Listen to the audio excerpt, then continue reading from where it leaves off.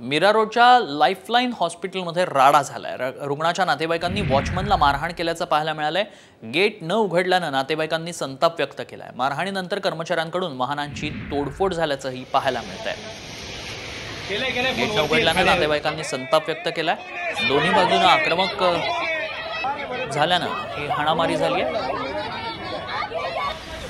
गोंधळाचं त्यामुळे वातावरण निर्माण झालं। मीरा रोडमध्ये ही घटना घडली। रुग्णाच्या नातेवाईकांनी वॉचमनला मारहाण केली आहे। पोलीस असं पाटी या कारमध्ये पाहायला मिळते। या कारची तोडफोड करण्यात आल्याचंही पाहायला मिळतं।